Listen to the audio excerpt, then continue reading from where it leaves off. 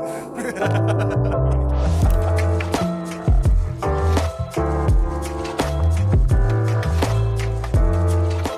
guys, this is the very first episode of the Unsaid Podcast. Jason, I'm so grateful that we're doing this together. Yeah, me too, it's man. truly an honor, and I think this is a very fitting time for you to maybe just detail, why did we come up with the name Unsaid? Yeah, I think, dude, I'm excited for this, Yeah. right? Like our first podcast episode of the Unsaid Podcast. And I think really we both have something in common, which is we want to talk about things other people aren't talking about. And we talked about the fact that that's what everyone else is trying to do too. And so I understand like it's difficult because every podcast is trying to find that one niche of like authenticity and that one thread to pull on to really pull out a story that is unique and really will touch people. And so I think that's what we want to do from our perspective, right? Like we're different. We're in Phoenix. We're two dudes. I'm a pastor. You're a media gearhead. Like you are doing lots of stuff, but you have a history of ministry as well. And so is your wife. So we both love Christ and we like having talks about deeper things that maybe the average people aren't talking about. So I think honestly, the Unsaid was, hey, how can we talk about things that we've either been conditioned to not talk about, right? We've been, or just assumed, like we just assume we don't talk about certain things. We don't talk about how much money we make. We don't talk about our past and sin. We don't talk about our current wrestles with mental health. We don't talk about future fears or aspirations. We don't talk about tensions and the knowing and the not knowing things. So I think like really people want to see authentic, honest, I don't want to say the word weakness. No one likes weakness, but I remember Craig Groeschel said, right, people will relate to you in your weaknesses more than your strengths. And so I want us to be vulnerable. I want us to be emotional. I want us to be transparent as much as possible. And so that'll be my goal. Is that we can talk about things that maybe I'm not even free to talk about from the pulpit, right? Because I preach full time, right? Like I'm a full-time pastor and I have to be careful. From the pulpit, there's a different sanctity that is maintained in the pulpit. Even then, I maybe push it a bit too much, and I've gotten in trouble for that. But I think this is the place. I think this is the place to have the table. So, yeah. For sure, dude. I'm excited too because we were already talking about getting a lot of fun guests on. And even the people that have a lot of media exposure, really looking under the hood for them and saying, like, what are some things you haven't really shared or haven't talked about? Yeah. Or challenging some of these people and not just, even if they're good people, well-meaning, whatever, it's like, let's challenge. We want to challenge some of those ideas too and really say, hey, like, what are some things that you're not addressing or maybe you haven't thought about? And so, unpacking the Unsaid, and it's going to be a great journey together. Well, it'll be different. It'll be a different experience, right? Because I'm used to guesting. You're used to interviewing. That's now we're both co-hosting and we'll be co-interviewing. / also talking. Right. So like it'll be a different experience for us, like for us to be able to find people that have unique stories. Right. But you have this amazing setup, right? I think you have some of the greatest content here. I appreciate that. And so I'm thankful to partner with you and have this, again, we had a double date with our wives and getting the families together. And so I think it'll be cool because we'll be on a journey together, a friendship of us getting to know each other behind the mic, but also off screen. And then also getting to know new people, making new friends, making new connections, and providing people with a space to go, oh, I'm glad someone talked about that. Right. And I think that's something that I've already heard. I'm sure you've already heard that, or even from like some of the clips we've done before, where it's like, there is the classic things everyone's talking about. And then there are like it's like the subway, like the underneath scaffolding of like the sewer underbelly of the city. Like there are other things that we've just been told are too icky. And we can't do it. And don't share too much because then they'll judge you or they'll use it against you or you'll always be viewed in that way. Right? Like I remember being told that early in ministry. It's like, well, if you admit those things, you'll always be viewed that way. You'll always be that guy. You'll always be that guy that wrestled with suicide, or that guy looked at porn one time, right? Like people will never be able to look at you in any other way. And it's like, well, what's the alternative? Like looking at you like you're perfect? That's not a good view of me either, right? And so sometimes we can't help how people view us, but I don't want it to stop us from sharing, even personally or from other people too. Like this can be a safe place to be good men, safe men, godly men that can be comfortable in their skin and also be vulnerable. So I guarantee you I'm going to cry eventually. in some episode. And I think that'll be cool. Yeah. Because I'm a crier, dude. Yeah. You know? So anyway, I'm excited. And this gets to be fun. Like we get to do our first one, just us. Yeah. And talk about something really special, near and dear, which is Men's Mental Health Month, right? Yeah. Like we're shooting in June, right in the middle of June. And I know June's got some other connotations in other worlds. That's not our prerogative. We're not about that. But what June is Men's Mental Health Month, and men wrestling with all kinds of debilitating struggles. And so for you, Reece, like what have you seen in your life that are some of the bigger struggles in your like your world mentally? Have you wrestled with mental health? No, for sure, dude. Yeah. I think given the space that we're in, and this is just crazy because I shared, and I'll give some context first. So yesterday I sent you that video. And there's a gentleman who, weirdly enough, comes and details my car for the very first time. I've never met him. Just found him online? He's done my wife's car a few times. Okay. And yeah, he comes and like does my car, and he sees my Bibles in the back of my truck. Oh, sweet. And my wife and I, we just sometimes when we're coming home from church, just set him in the back seat. And he's like, man, that's always good to have. And I'm like, sure is. Yeah. And I was in between meetings. So I like go back inside. I'm just kind of like, cool, man, let me know when you're done. Yeah. Well, he ends up having to go to a different job. And then he comes over, or he shoots me a video, and he's like, hey man, I just wanted to let you know, just the way that you were speaking with me and the way that you approached me, the way that you communicated with me over text, just being very direct was something I needed. And it was weird for me because I'm like, dude, I felt as if I was talking just very normally. If anything, I just felt like I was being a little bit dismissive. But he's like, there was something about just your tonality and the way you were communicating with me.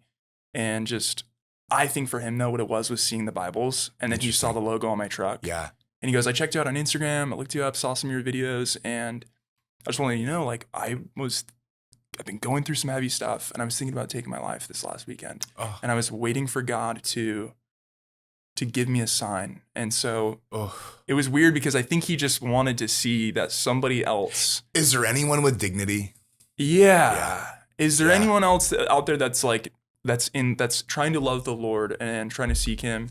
Wow. This is a cool thing to one, feel like the content that I have done has some sort of greater purpose that you can't even see, and behind the scenes, but even just in how I was interacting with him and seeing that there's this guy who weird, like he had a smile on his face, everything looked fine, but was like struggling so bad to the point of like wanting to take his life. And so that it just really hit to me and spoke to me about, man, how many men are going through life, and whether it's suicide or whether it's just they're just depressed, they're not speaking about it, and they're just putting on the smile and going through the motions. So when you ask me the question, hey, what do you see maybe as an issue or something that's common for men who are struggling? I think it's that we don't feel vulnerable or safe in sharing the pain that we're experiencing on a deeper level. Yeah.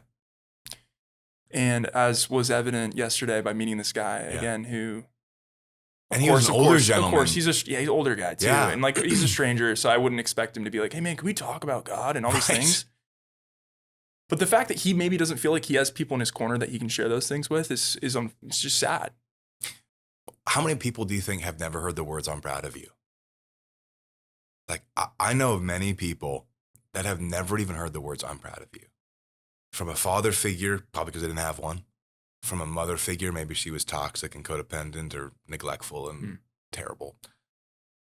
A mentor, a teacher, right? Like early in ministry, when I took over young adults, I would end every sermon by saying that I'm proud of them.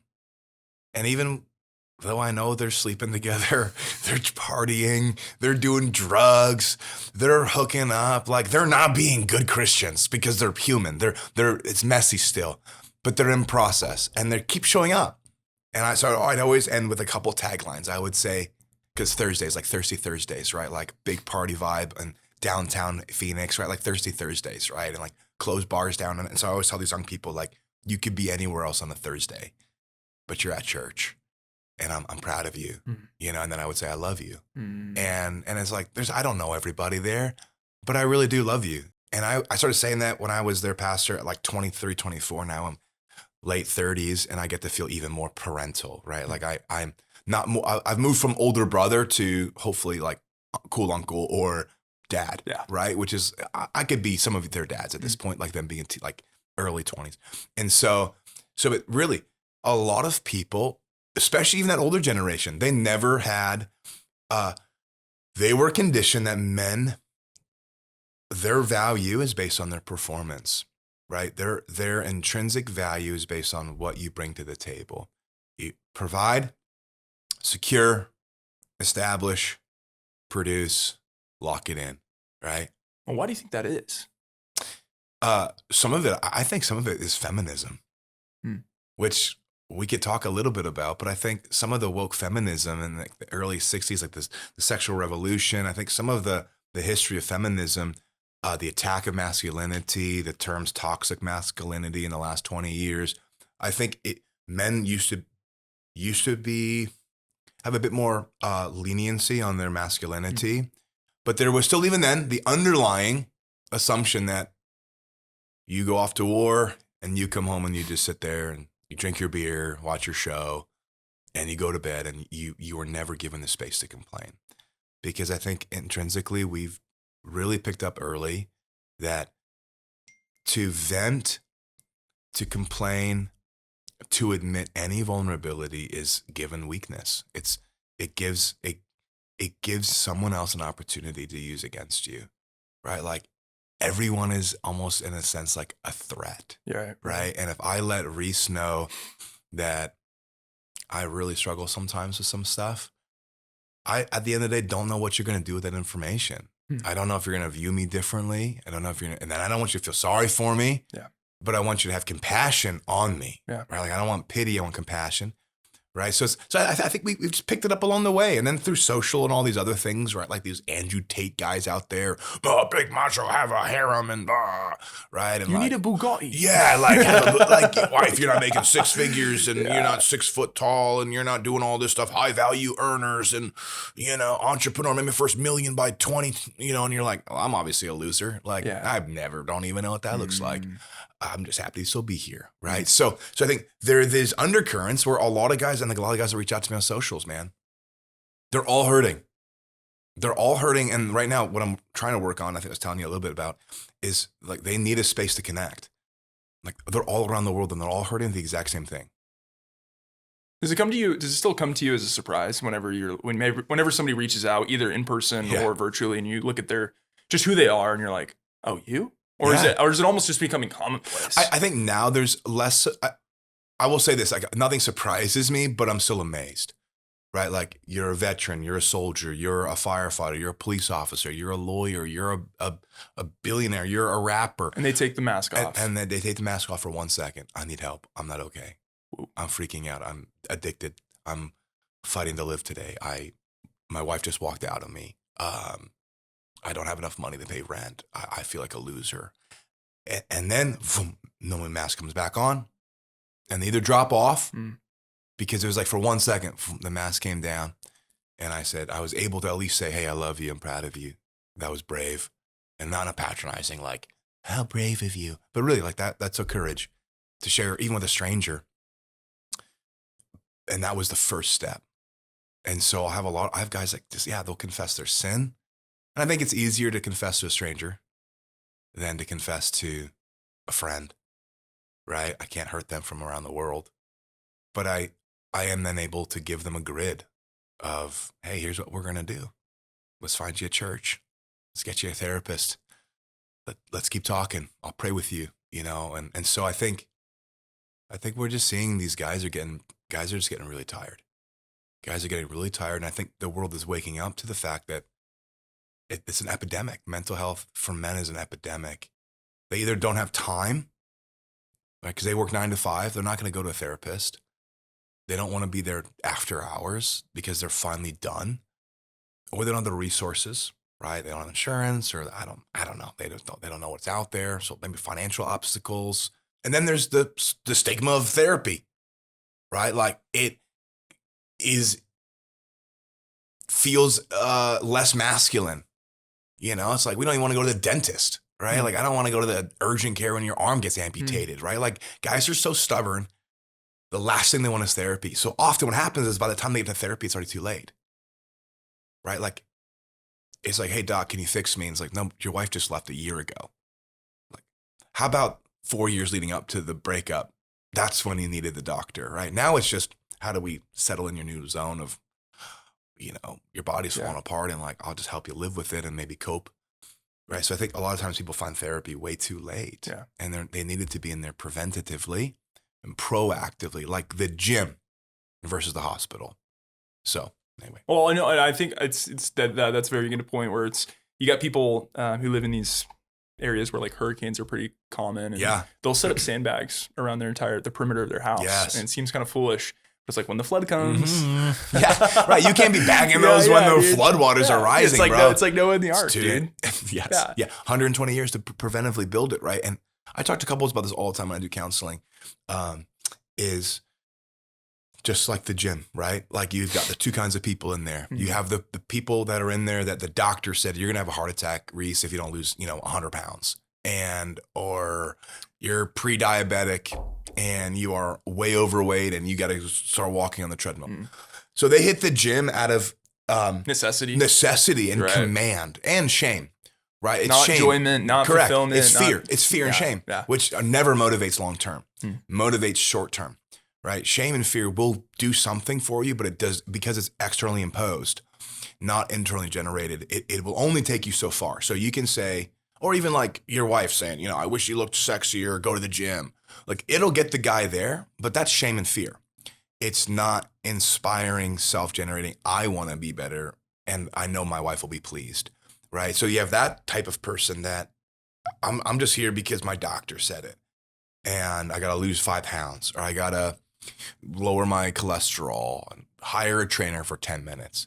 Or you have the guys in the gym that started in high school, worked out through college, off and on through 20s, and the gym just became part of their life, right? Like it's not a question of when or if, it's just, I got to get there. I just like I eat or go to church, I go to the gym, right? And so they're working preventatively and their body is their bones are denser, right? Like they are healthier long-term. Same with mental health. Often the people that come to mental health, come to counseling or call a pastor, they're already in crisis. That's the doctor said, I'm going to die. My wife just served me. My child, just overdosed. This just happened. My husband just beat me. And of course we'll take him. Oh my gosh, we'll help you. Of course, get you resources. We'll get you help. But I know that story did not start today. That story probably started years ago.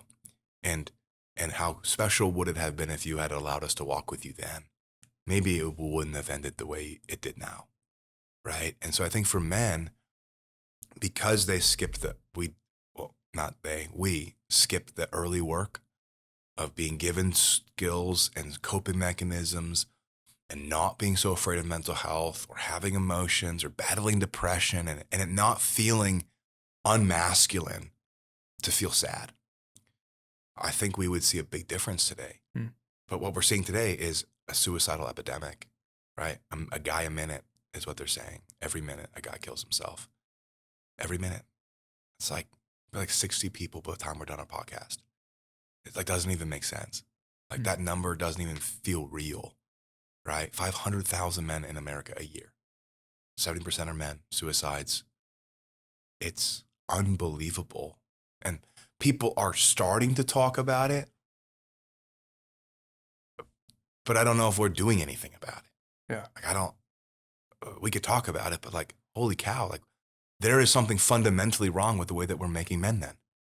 The way that we're being made, the way that we're being conditioned, the way that we've been treated, maybe not even treated, but you know what I mean? It's happening, bro. 100%. It's sad. It breaks my heart. And yeah. I think that part of the problem is so many men don't realize the full scope of coping mechanisms that are at their disposal. It's they think there's 3 things they can run do. For to soothe the wounds or to feel purpose or fulfillment. And oftentimes there's so many more avenues that you can go to and directions you can go to finally break through whatever that thing is. But what would those things be? What would the things be? I think sometimes you don't even know until you go see somebody and they kind of help unpack it for you. Yeah. Like truly, like, and that's where like I've gone to professional counseling. I think the first time I ever went when I was 17 for like That's young. 2 or 3 sessions. Yeah. I was like going through, that's kind of like when I truly believe I found the Lord, and there's some things there, but then I also picked it back up in 2021. Okay. And, I've gone like here and there, but to your point, it's always one of my clients is a Christian counseling practice, and they've got like 30, 40 counselors, and it's so fun talking with them. And one of the things I've actually learned is they're like, to your point, everyone needs counseling at every given moment. Yeah. But oftentimes we wait till it's too late. Yeah. Yeah. And so every time I'm talking with them, I'm always like, man, dude, do I need to go see? Like, do I need to go in? Should I go back? Should I make it? Yeah. Do I need to make an appointment? Because they're just so they're so full of just wisdom in life, and they have this gentleness about them that you feel like you can be open to them with. And but again, these are people that are more inclined in that personality wise, perhaps, but also they're clinically trained. And so, yeah, for people, I think for people listening, to your point, there's no shame in saying, I need help. I need to go see someone. And to be frank, you kind of need to go see those people. Like I've tried going to certain pastors before, and sometimes that's helpful. But there's like a degree in which they're trained to a point. Yeah. And a clinical counselor who has 6 years of post high school, education, they're going to be able to walk you through that. Yeah. So, yeah, I don't need to go down that too much further, other than to say like, yeah, we need to get rid of the stigma of that. You need to take that up if you're somebody who's struggling. I remember one of the most powerful things that our counselor did for us. So I saw a therapist for many years. And what I loved actually about our church is for the listeners, is that our church provided all the pastors counseling as part of like our salary package, basically, which I thought was generous. It's really cool. Because most churches stigmatize. Wait, the leader needs help? Right. Like, oh my goodness, God forbid the pastor's getting counseling. Like, well, what if the pastor's not okay? Then like he's building a wonky house if the foundation isn't right. Right. And so if our pastors aren't healthy, our people won't be healthy to some degree, right? And so we started counseling. Oh boy, it would have been like a long time ago, and I saw her for about 7 or 8 years, and it moved into over time more coaching, checkup, confidentiality, bounce ideas from like deep trauma therapy as I grew and found healing, found structure, found identity back in the Lord and who I was, and so then it just became precaution preventative. Yeah, that's what I was going to say. Just like the gym. Yeah. Maybe you did lose the weight, but then you don't stop. That's the point. People often start mental health journeys, and they're like, "Oh, I feel better. I'm good." Yes, you felt better. Just like going to the gym one time does feel good. It releases endorphins. It releases adrenaline. It releases oxytocin. Like it is a high. It feels like get the pump. Like I feel like I did something today. Same with going to therapy. I felt good. I told them how I felt, and our marriage is better now. And no. You don't stop going to therapy when you stop fighting with your spouse. Now you start going to learn how to love your spouse and communicate well. Ooh, right? Good. And you stay so that, and maybe you taper as whatever. But it's so. What I found, one of the things that was so healing, my therapist was such a sweet woman, loved Jesus, licensed professional, and super filled with the Spirit. And this was often one of the things that I wrestled with, because I would have these thoughts of, does the statement would be this: does this one thing make me a bad guy? And then I go further, and I had this fear that, like, does this make me a monster? Like, for instance, one of them was, I just didn't feel that connected with our kids. And my wife, Alyssa, is just loves our kids. And early in marriage, they're babies, and they want mommy. And I didn't have the goods. And, and I'm working and pastoring. And she would tell me all these stories about the kids and laughing about these baby stories. And I just was like, feel like you're third wheeling? Yeah, like I just was like, they're not that funny story. Like it's not that funny of a story, or like you just like, do I not love them the way she loves them? And I remember telling her this story, and I would end with like, does this make me a monster? And she goes, this makes you a man. And I was like, oh. She goes, Jason, dude, you're a guy. Like, that's why God gave you women. Of course you love your kids. You're a guy. And what she was doing was she was de-shaming. It's like you cataloged it wrong. It would be like I tell you to file this cabinet. And then you did accomplish it. You filed stuff away, but it wasn't the way you should have. And so therapy is, hey, Reece, we're going to open these cabinets and we're going to alphabetically sort through, or we're going to color code, or I'm going to recatalog your category of memory, right? So somewhere along the way, we have these things that happen that I cataloged as filed away in my brain. This makes me a bad person because, right? Struggling with this, looking at pornography. This makes me a bad man because. That's how I filed it away in my brain. And so when I would open that cabinet up with her, open up that file and go, Jason's bad because he still thinks about taking his life sometimes. And then she goes, no, you're human. You're not, you're like, this isn't a shame thing. This is a human thing. Yeah. And let's work on that. Like, for sure, that's not good. Don't think about it. But it doesn't have to be saturated in shame. Right? We can talk about all these things, but if they're saturated in shame, we'll never get to the thing. We're just like working through like a swamp, like trudging through. You're only getting through shame. You're never getting to the real issue, which is somewhere along the way, my brain locked that away a certain way. And I have to rewrite that message. So good. Right? And so I think all that to say, dude, I think a lot of guys right now, man, are wrestling because they've cataloged a lot away. Can't say this, can't say that. I've even seen, this is interesting. I've now seen people making TikTok burner accounts for countdowns for suicide. Where they've basically. What do you mean?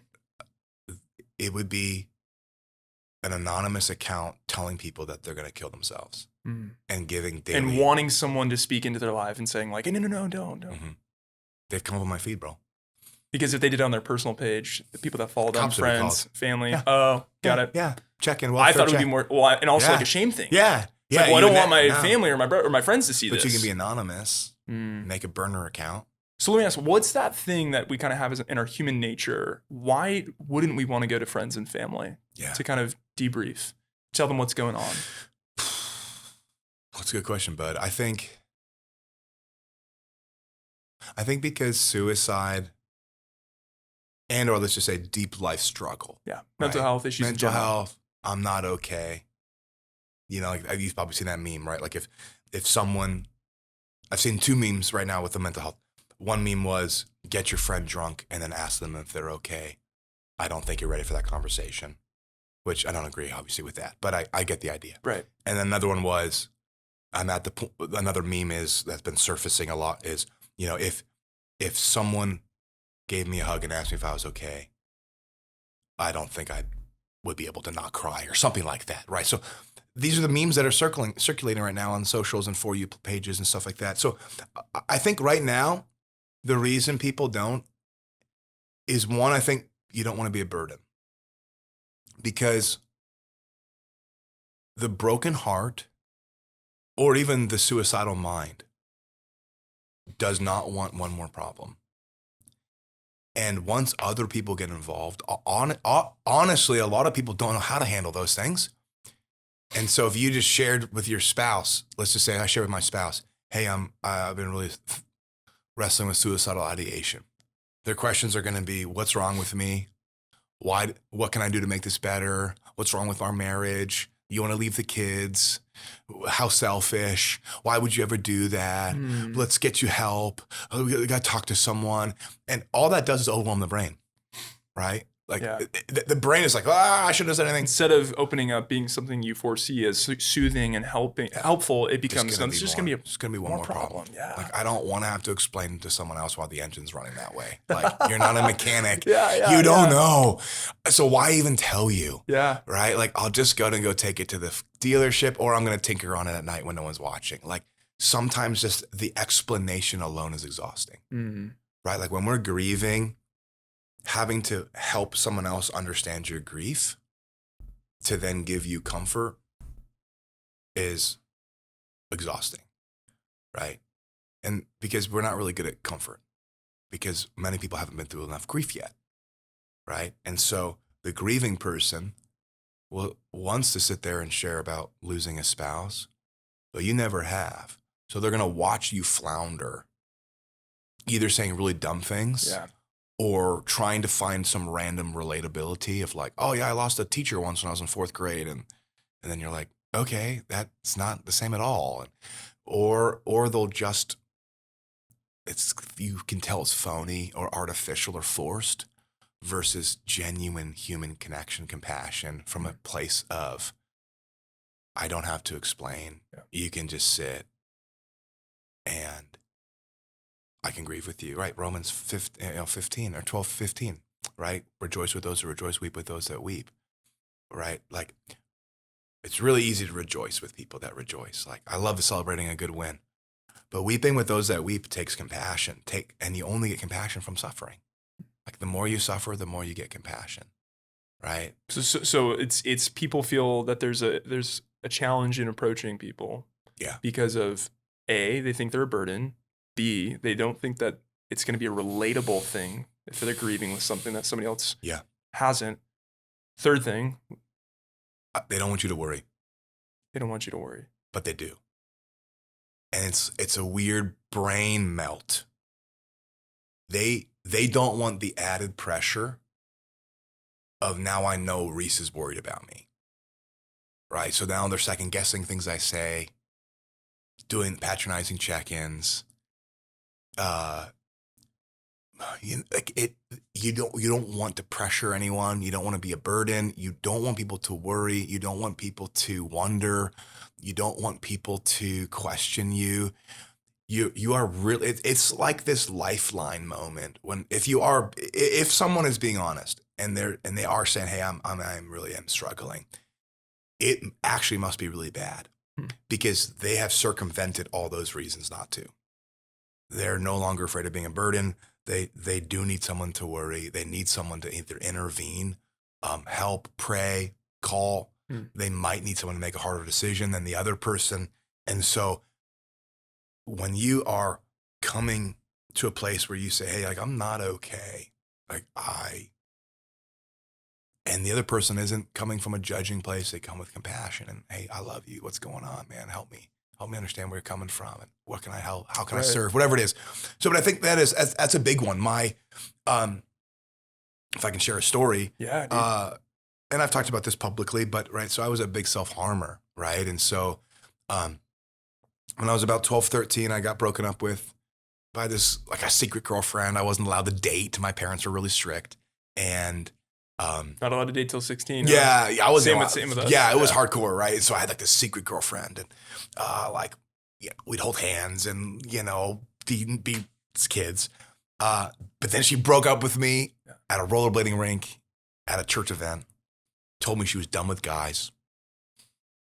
At 12, core memory. So you turned her gay? Yeah, I broke her. No, I'm just kidding. She broke me, bro. She then had another guy the next day as a boyfriend, and I found out.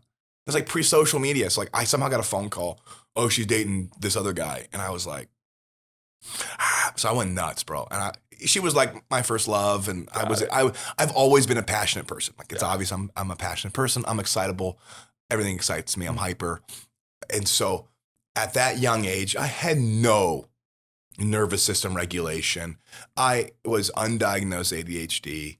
I was unbelievably already sexually active with pornography and sexual exposure earlier in my life.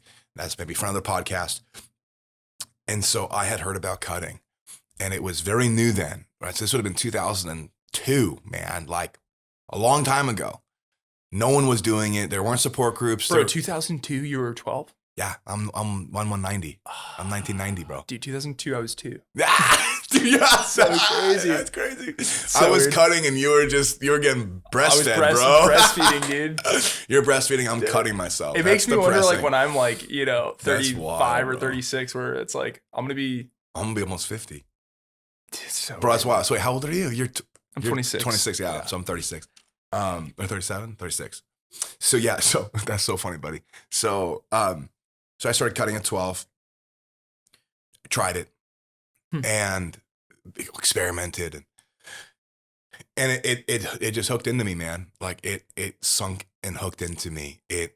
Self-harm is so addictive because it is the same neural pathways as heroin, cocaine, pornography, gambling. It is a mega hit of dopamine. It's a mega hit of endorphin and adrenaline and energy. It's the same reason that you see guys that hit smelling salts before a big lift, or slap Trap City, and they slap themselves, like or like, you ever done that? Like like you get like that, wakes you up a little bit. Or like you get that, like that flush, like that blood flush where you're like right. Like imagine doing that times 100. Interesting. When you and I don't want to trigger somebody, so please be careful, listener, but it creates that kind of a high. Yeah. There's a high, and at the same time, an unbelievable amount of pain and gore, and people cut for all kinds of different reasons. For me, it was this mega release, punishment, shame, release, coping, and interesting too. Very normal for ADHD is cutting, is like a stimming thing. And so I began like that. It's like, that's why some people like pick or like chew their nails. Their all the sides of their, inside their lips. Pick their hair. All kinds of things. Yeah. It's the brain stimming. It can't just relax. Sit still. It just wants to. And then there's something about pain. Like there's something that kind of like, or the people that would do remember the rubber band slapping? Yeah, dude. Back then, that was often Fidget people. Spinners, Yeah, like the rubber band was often self-harmers. That was a slap of pain. It was like a little just to get you, like a little. It was like made you feel something. Yeah, it was like a less than drug. It was like, here, do this instead of heroin. It was like slap yourself or pinch yourself, but don't do this, right? And so because with self-harm, you have to keep upping the ante. Just with everything. Just like with sex, pornography. Like you're not looking at Playboy forever. You're eventually going on Pornhub, or you're looking at deviancy. Your deviancy increases. Well, sin always increases deviancy because dopamine begins to slow down, right? And so once you become dopamine saturated, deviancy increases dopamine, right? So the self-harmer has to increase deviancy, right? So bigger cuts, more creative ways to hurt yourself. So I got into branding with chemical burns and all kinds of like really gory, graphic things that would require even more anger, because it's like the same energy that you would need to jump out of the airplane to like skydive. Have you ever skydived? Twice. Okay. So like, like that, like, right, like, I'm about to do something crazy. Like I could die.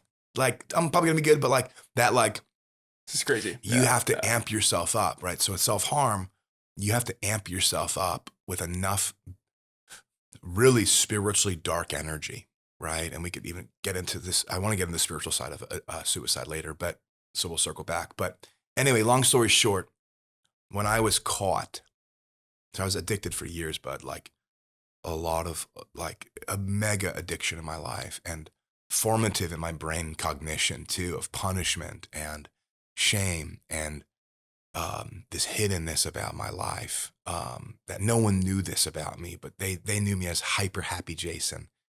But I was covered in open wounds that no one knew, because no one knew to look then, right? Like now I look everywhere if your arms have cuts. And so when I got caught, my parents said, we don't know how to parent you because we're scared you're going to kill yourself, and we're scared you're going to cut. And my parents didn't know what to do with it. And I remember feeling so like, I didn't know what to do with that either. Like, I don't know either. I'm not holding a gun to your head, but there is like this invisible pressure now. Don't make Jason mad, or walk on eggshells around Jace, because he might cut himself. And like, you don't want to be the reason, like, go be mad at me, Reece. Like, I'm going to go cut myself, right? Like you would look for those. You would look for stims. Right. You'd look for excuses. I would get in fights with people to get energy to come home later and rage on myself. So it put my parents in this lockbox of a double bind.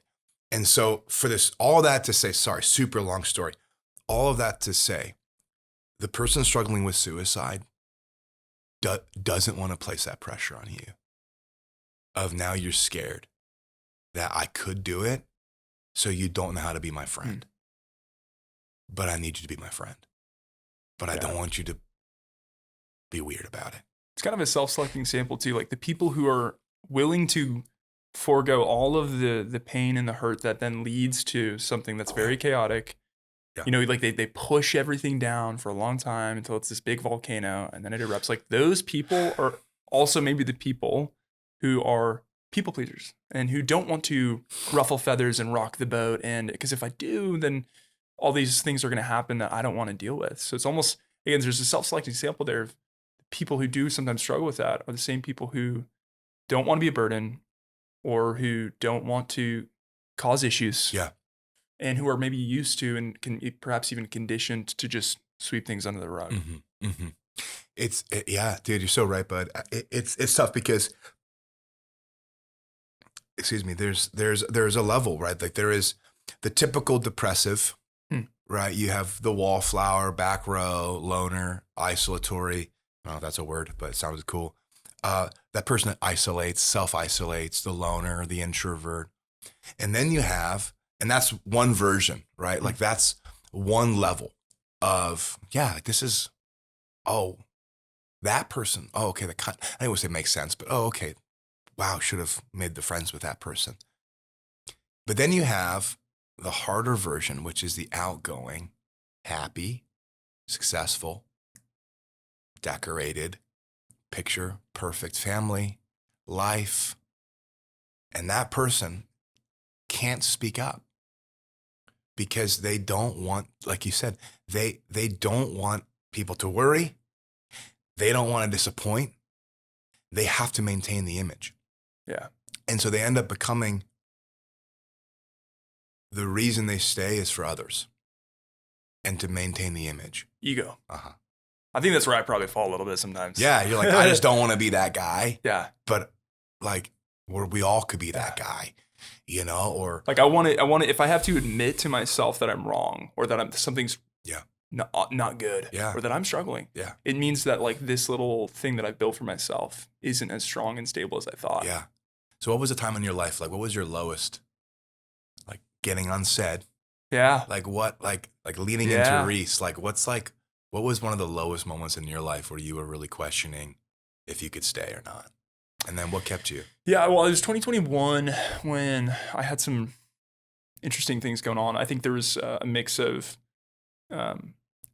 coming out of college and feeling like, dude, what am I doing with my life? So for me, I think a lot of my existential depression has been from purpose and meaning, fulfillment, and feeling like, man, all the things that I did do, and even as I look into the horizon, it's like, if that's the direction things are going, I don't care for that. Which then created initially just symptoms of anxiety, symptoms of depression. And I remember it was back in 2021 where I was calling my wife and I was like going to work a lot to try to save up a bunch of money to pay for things and to start to check all the boxes and keep up with the Joneses simultaneously. This is when inflation's at its, freaking highest and things are going crazy with COVID. Yeah. And, and I just remember now like trying to keep up with the Joneses by making a lot of money, doing a job I hated and feeling like there's just no solution down the road. Like you can kind of do it for a little bit because you're young and you're hungry, but then after a while your nervous system gets taxed and you're like, what the heck, dude? I can't keep doing this. Yeah. So I remember calling my wife a couple times, like just driving and just having anxiety attacks, like full blown. You think you're gonna like, it's a weird experience, but like to the tune of you immediately just are feeling something, you pull over, you get out of the car, you like jump out of the car and you like are like, you need to catch your breath. You feel like the world's collapsing on you. You're like, what's happening? And and I mentioned ego because I'm projecting a little bit. I had this weird ego that I identified back in 2021 that wouldn't let me identify with people who struggle with mental health. That's for the purple hair people.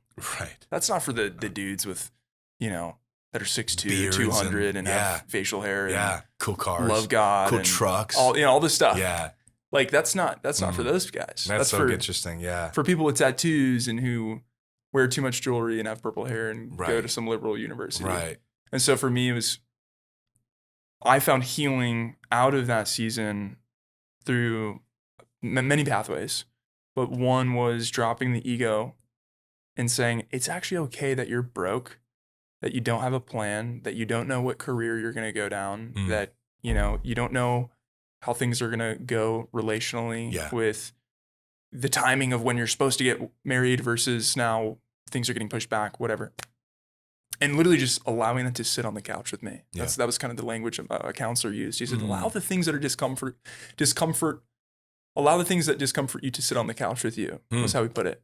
And I just was such a good visual imagery for me to be like, dude, instead of pushing and stiff arming at these things that I don't like and trying to keep up the ego, it's like, let it sit there with you.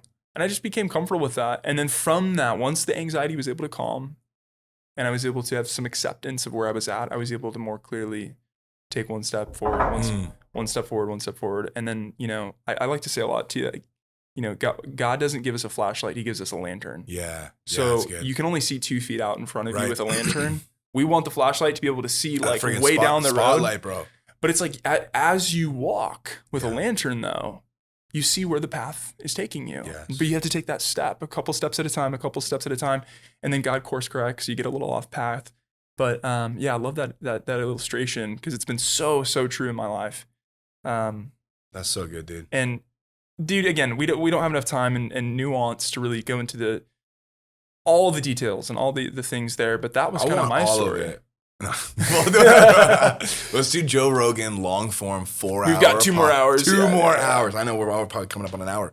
But dude, I mean, that was me. And so, and again, we can unpack more of that later. But I do want to lean in a little even further. How is that ego now? I think it's getting better. Gone? No, it's funny. I used to text my counselors and be like, dude, so grateful you helped me out through that time. I'm doing so much better. Thanks a lot. Yeah, Doc. Never need to see you again. Delete my number. The first time I did that was probably 2022. And then it was in 2023 that I had another like crazy. Hey guys. Yeah. You know, you come back with your tail tucked between your legs. So I have now learned to never like get on my high horse and feel like I've overcome it. And to be honest, the social media complex of and I love it. I love when people do the transformations, especially as an entrepreneur. It's like, this is where I used to be. This is where I am now. Or look at my old physique 2 years ago. Look where I'm at now. I love that. However, you need to even be willing. It's okay to celebrate, but you need to be willing to say, it's okay if things regress. Things might get worse. Yeah, that's a good point. Yeah. Like things might get worse with my health, with my marriage, with my finances, with everything. Yeah. And you just need to be okay with that. So I'm very careful, I think, now not to puff myself up. Even if it is worth like celebrating some of the progress I've made. And I heard a counselor say this. They go, counselors keep other counselors in business. So even these gurus who have all the wisdom and can kind of help you with all your problems, they recognize they have problems too. Right. And that they need to speak with other people too that can help pour into their life. Yeah. Otherwise, like they're going to find themselves in pride. Yeah. And it's the prideful that stumble and fall. Well, and we need connection, right? Why do we talk to a therapist? They're just a really well-trained friend.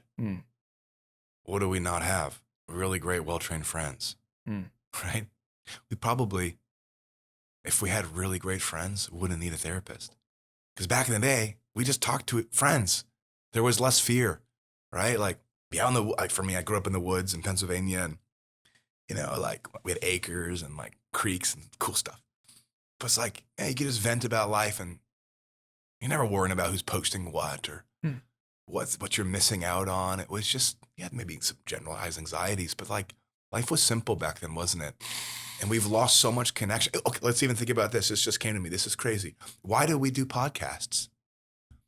People are watching us have a conversation. That's how desperate they are for connection. So true. Think about it. Think about it. Yeah. They're not with us. Yeah. But they're tuning in to listen to 2 dudes from maybe around the world talk about maybe some cool stuff or maybe some vulnerable things or maybe, oh, wow, I didn't know that about Jason or Reece. That's cool. But really what they're watching is intimacy between 2 friends. That's what we're starving for. We are starving for And that's why I think podcasts are so aggressively growing, is we are starving for human connection again, because we don't have it through the wall. That's right. We don't have it through the window. We don't have it through the phone.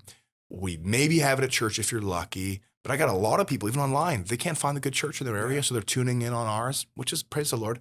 But really, in all of this stuff, if we could have really beautiful, sweet, compassionate, kind, present conversations with people, we wouldn't need it. Yeah. Oh, dude, we'd be so healthy. Yeah. We'd be so full. We'd feel so refreshed. We would feel so light, right? Like I just preached recently. I think I posted a couple of them on Instagram, but just because it's on my mind, I'm preaching on it tonight again, actually at a youth conference. But is that Jesus would rather us authentically struggle in the light than hypocritically hide in the dark, right?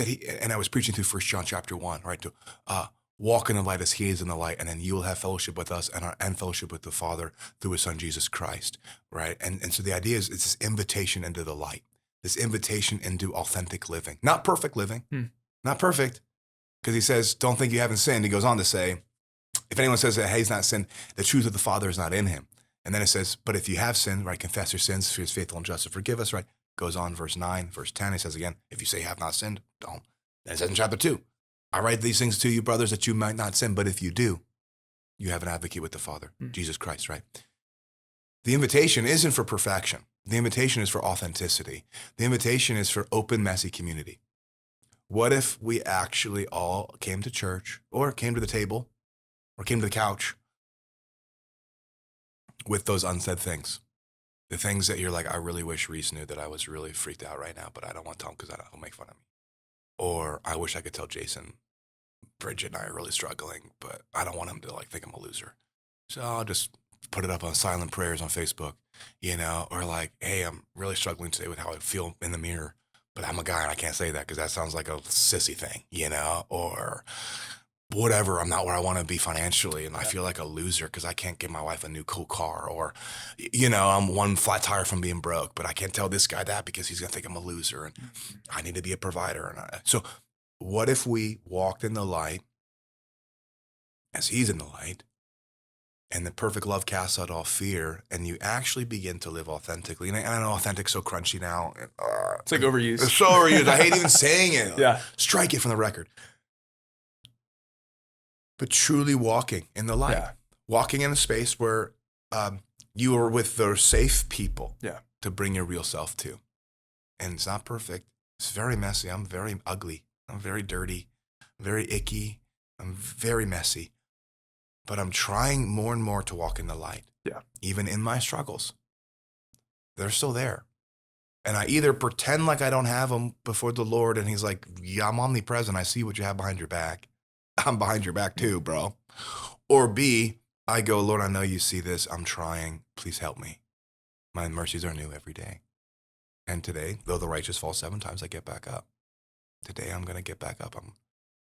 I'm going to try to be honest with Reece. I'm going to do my best to be honest with my wife. I'm going to lean a little bit harder on those things. I'm going to open up and let a new person in. I'm going to reach out and ask for help when I need to, because I know I need to do the opposite because I can't trust my brain right now. Right? Like my brain is telling me to kill myself. Who should I trust? And then my brain says, don't reach out. Probably shouldn't trust my brain. I should trust my heart, the Holy Spirit that says, call your friend, text a pastor, call your therapist, go to the doctors, get a glass of water, go outside, take a walk. Go for a run. Honestly, go for a run. Get in the sun, dude.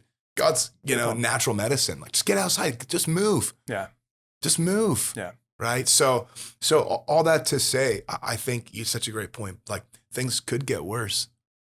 Things might not get better yet. Yeah. Even go to the gym. It's hard. Yeah. You're going to have sore muscles. But I promise you one day you'll look back and you'll go, aren't you thankful that you reached out to your friend? Aren't you thankful that you're still alive? Aren't you glad I'm still here? Or I'm glad I sat with that therapist, even though it was really embarrassing. And I know. But then you learn, again, dude, that's just social pressure, man. That's not God pressure. He doesn't think you're less masculine. He doesn't think you're less of a dude, less of a believer, less of a father, husband, So those are the stigmas that I think we can start working through on this podcast that we can start having some really sweet guests on that are going to be open and we'll crack them open. Yeah. That we can table these kinds of conversations that I know others are having too. And that's, praise the Lord. But I think for us, it'll be unique and special because we're unique and special, right? Because God loves us too. And I'm just excited for more. Yeah. And and really quick, because you make a good point, and I think like I'll talk to guys and be like, hey, here's some things going on in my business that suck. Yeah. And then as soon as I do that, they do the same thing. Or if I tell a guy, I'm like, hey, here's where I'm sinning, like things aren't good in this area of my life, then they start to share it. So it's that be the same. I think it's that be the change you want to see. Yeah. Motto. Yeah.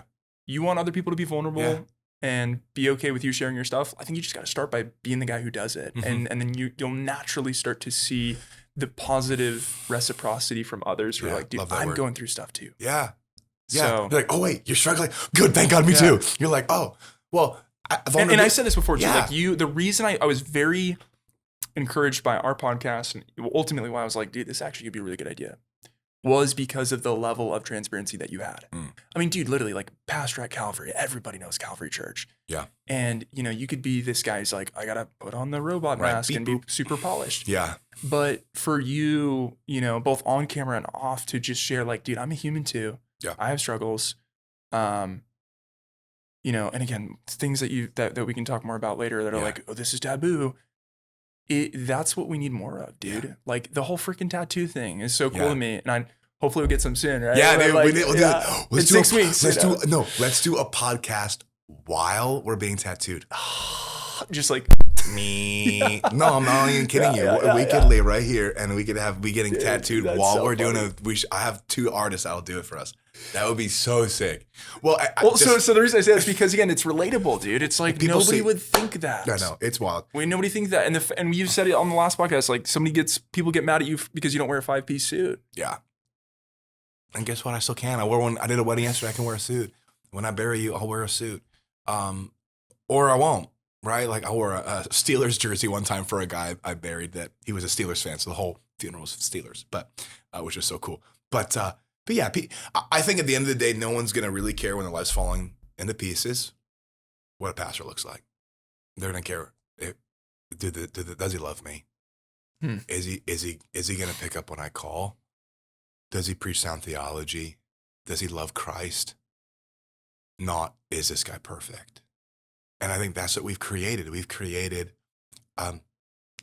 We're so scandalized when these guys go down. Yeah. As if they were a superhuman. No, they're very, very human. The guys in the Bible were not heroes. Most of them were villains. Even with the Lord, still really wrestled, right? So there's this level of, we have really pedestalized some of these guys, and then we're scandalized when they struggle with an alcohol abuse for, a season in their life. And you're like, how could they? It's like, how couldn't they? Do you know how many people are on them all the time? How noisy my world is, bro? Do you know how many pressures on my shoulders constantly not to fail? It's going to eventually go somewhere. Like, God forbid, like you have so you have these moments where you're like, of course that pastor struggles. Hello, right? Pastors, I think 50, 60, 70% wrestle with, depression and pornography. It's just, as the stats are just a regular guy's stats, but we're like, but how could they? They have more access to the Lord. No, they don't. They just have more pressure on their shoulders and double the shame. Because James 3 says, let not many of you be teachers, knowing that there will be a greater judgment. So there's double pressure, and pressure not well contained leads to an explosion. For sure. Right? And so, but I think for us, we can be vulnerable. We can model vulnerability. And to your point, vulnerability is contagious, right? When I'm vulnerable to you, I'm setting the bar to which you can be vulnerable to me. Yeah. Your brain goes, oh, I can match that. He just shared that he's struggling. I at least can match. Or maybe like, I don't gamble or poker, but I could raise you. Or like, oh, you're struggling? Well, I'm really struggling. And you're like, oh, dang, he went there. Okay, now that we're there, I'm really, it's like, the more that we're able to show, I am okay talking about things that we have been told not to talk about anymore. Because everyone's still wrestling with those things. And if we don't start talking about them now, confess your sins to one another. That you may be healed, cleansed, not saved for salvation, cleansed for fellowship, right? You'll feel like less. The Bible already said it 2,000 years ago. You'll feel lighter. You'll feel lighter. Yeah. And then you'll panic when you leave. We always do this. We have a sweet moment with someone, and then our brain, as we're driving away, goes, "Shouldn't have That's said my anything." wife. That's shouldn't have said anything. Yeah. You start circling, spinning. Yeah. I should have told him that. Oh, he's right. But that's because, again, that neural pathway is so entrenched. I need to protect myself. Yeah. It will take time. Yeah. Or has confirmation bias when you are betrayed. Mm. Your brain says, "See, I could have protected you. Mm. You wouldn't have been betrayed if you wouldn't have said that." Yeah. So when it's not betrayed by a safe friend, the brain goes, "Oh, I did actually enjoy going deeper with that person. I would like that again." And that's what is established in therapy a lot of times, is even just learning what it feels like to trust someone again. Because the therapist is going to be trustworthy, Lord willing, right? Mm. Legally, they have to be, right? But it's like, whoa, I just shared those things and they didn't scream and punch me in the face. And they didn't call my boss. And they want to see me again? No, we're paying them. But you know what I mean? Right. Genuinely, I know they care about you. You're actually retraining your brain. You can trust someone again. Yeah. Because we've been conditioned, you can't trust anybody. So why say anything? When all of us need to trust and all of us have a lot to say. And we're all hurting. Like, everyone's hurting, bro. No one's talking about it. Dude, So. we could keep going all day. I know. We're going to keep this one to closer to 60 minutes. In the future, especially when we have guests. Yeah. For those listening, we're gonna go a little bit longer, which will be fun. But I think this was just a great way to get the first one in the books, get a dart on the board, as they say, and just kind of open up a little bit about the vision, again, of the podcast. Yeah. And hopefully share just a tip of the iceberg of kind of your story, my story. Yeah. For anyone that's struggling, what would you tell them? Kind of in closing, someone's listening to this, they're going, "Hey, I am suicidal. I don't have a lot of people. Maybe I am isolated." It's okay. It sounds so trite. But you saw me post a comment on one of the videos we have together. I said to this guy who was saying he's struggling, I was like, "Go find a pastor. Go find a local church." Yeah. Like, So it sounds out. trite. It sounds cliche. Go find someone that you can pour into, that you can pour out to. Yes. And allow them to pour into you. It's a step of faith, but I think that's one of the most concrete things that most people overlook or skip. Yeah. Of course, find those people that are close to you in your life. But if you feel like, as we've detailed in this podcast, like you can't do that for whatever reason. Yeah. Guilt, shame, what are they going to think about me? Go to a pastor. There's that level of like disconnect, and they understand. They see people all the time who deal with these things. Yeah. And they won't judge you for it. Correct. And if you have felt that from a person in leadership at a church before, go to a different church, bro. Right? Like, sorry about that. You had that experience. Yeah. But the very antidote to church hurt is the church. It's healthy church. Yeah. Beautiful church. And for you, what would you say? Yeah, I would say the same thing. I would say reach out. I would say risk being honest.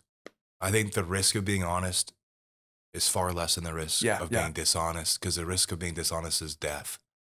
Right? It will eventually kill you. Yeah. It is killing you. Yeah. And so I would rather risk honesty,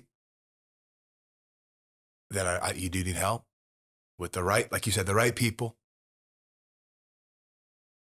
to fight against this. And we didn't talk about it. We can another time, but suicide is also so spiritual. It's so demonic. It's so what the enemy would want. And so he piles on all the shame to stay silent, stay quiet, don't pray, don't talk, don't share. You're a bad Christian. If you're a Christian listening, and if not, it is spiritual, right? And so the enemy is going to do everything he can to circumvent God's plan for you. God's plans for you are that you would have life and life abundant, that he would bless you and prosper you, and that you would multiply and have dominion on earth, and that you would be the Great Commission, be the salt and the light, that we would be the carriers of the gospel. Well, he can't steal salvation. Right, so right, what does he steal? Progress. Mm. Can't steal placement. You're going to be in heaven. You can't lose your salvation, I really believe. But we can rob your time on earth by plaguing you and making you take yourself out early of God's game. And it breaks God's heart. And so what I see him doing is he is trying to undercut the Lord by you undercutting your life and fast tracking something that God would have no intention of doing. And so it's very spiritual. So that obstacle that you're feeling, don't reach out. is much more than just chemical. I believe it's also spiritual. 1,000%. It is, do not reach out. You will be rejected. You will be judged. They won't understand you. That's no longer just shame. That's now third party, demonic, right? And so it is so spiritual. Or to think about destructive, being self-destructive. Yes, you should. You would. It'll be better. No one will care. Again, that's no longer your chemistry. That is third party. It's not just intrusive thoughts, right? And we think of intrusive thoughts. What are intrusive thoughts? I believe a lot of it's spiritual. Why? They're always bad thoughts, right? Those are always like, whoa thoughts. That's the enemy, right? So there is a spiritual pressure as well to stay where you are. Don't get help. Take care of yourself. And then again, all these lives are in shambles. And all they had to do, not all, but the beginning, really, the antidote is community, human connection. We are the Imago Dei, the image of God. God is in fellowship with the Trinity, like we are in fellowship with each other. And when we sever that with inauthentic friendship, it's a self-fulfilling prophecy. Of course we're miserable because no one actually knows you. Well, dudes, I mean, speaking of which, just quick plug, you're over at Calvary. Which is awesome. So for people that are local in Phoenix, they can obviously check you out. Come to Calvary. I'll put your contact and my contact stuff down in the bio. Jason, this was fun. I'm excited. I think the next one we'll definitely have a guest on. So we're excited for that. We'll kind of go back and forth on the duo here as we need to maybe fill some space in between guests, but I'm excited, man. I'm excited too. This will be fun. It's a good time. Guys, thank you again from whenever and wherever it is that you are watching. We'll catch you on another episode. God bless you guys.